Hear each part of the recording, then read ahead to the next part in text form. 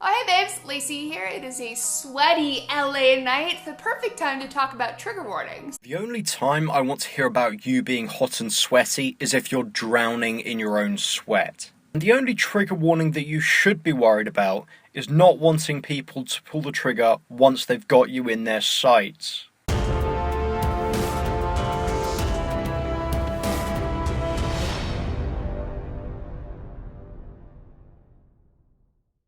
There's been a bunch of, verbal vomit about trigger warnings the past year or so. Most of it from you, funnily enough. Most recently, the University of Chicago released this letter to incoming freshmen. They said, quote, "Our commitment to academic freedom means we don't support so-called trigger warnings. We don't cancel invited speakers because their topics might prove controversial." Fucking good on them. It's nice to see a university, one of the bastions of intellectual advancement, not bowing down to the perpetually baffled.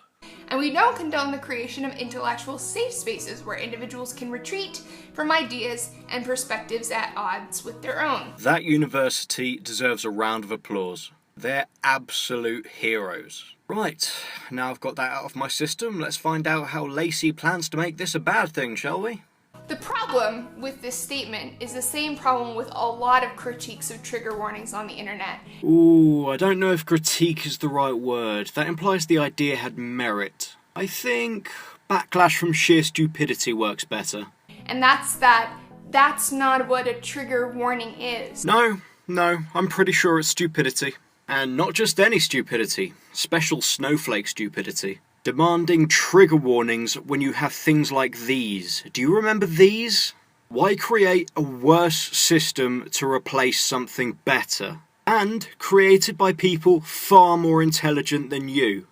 It is not a retreat from ideas and perspectives. Yeah, it totally is that. I don't like this idea, so I'm going to retreat to my safe space with my special safety blanket. If it is actually being used in that way, then the trigger warning is being misused. Well, that's the thing, Laci. Oh, Laci. You don't simply get trigger warnings. These regressives make unreasonable demands in bulk and in packs. If you give in to trigger warnings, you have to give in to safe spaces. So the crybabies can hide while the actual conversation can happen amongst people that aren't retards. And, once it's over, who do you think is going to complain that they weren't represented in the decisions that were reached? You fucking guessed it. Crybabies in their safe space. I first became aware of trigger warnings when I was in college, but it was not in class, it was during an internship.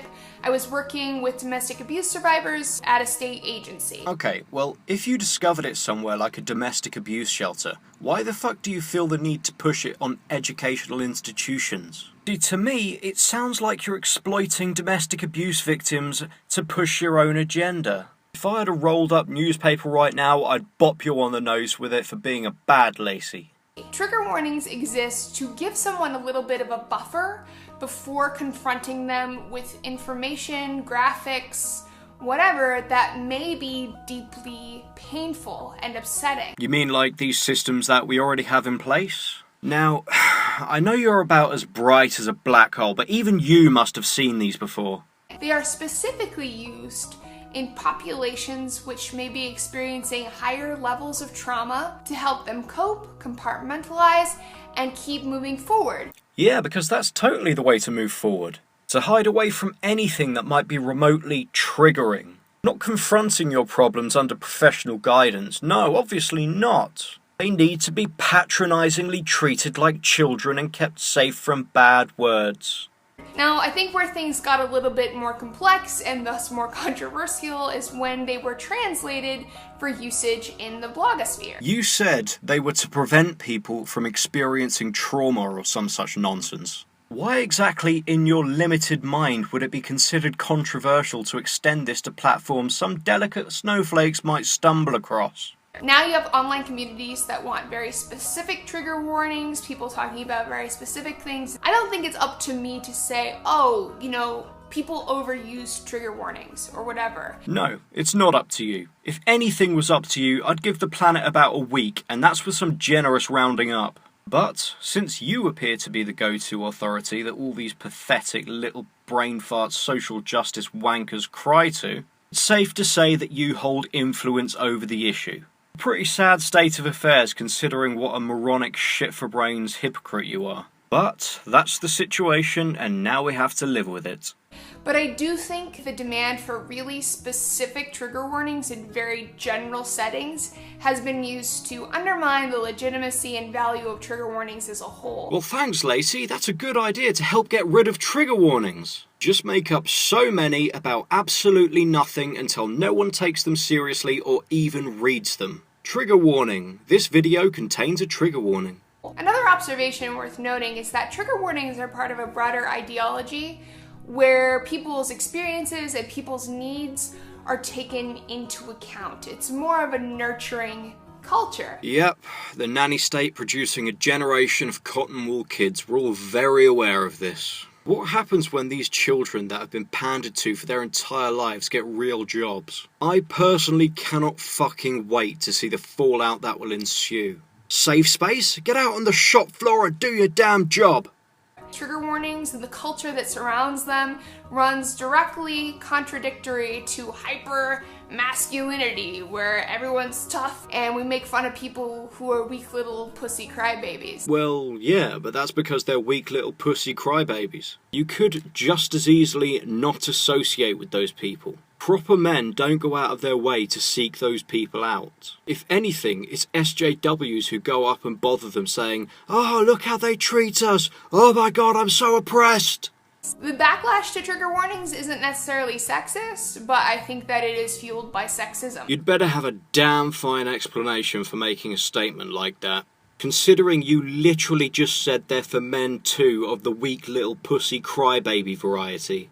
Okay, I'm almost done with my very tired rant. I'm going to end on what I actually agree with the Dean on, and that's that controversial speakers, short of hate speech, should not be banned from speaking at universities. Yeah, but what constitutes hate speech? Who decides what's acceptable and what gets censored?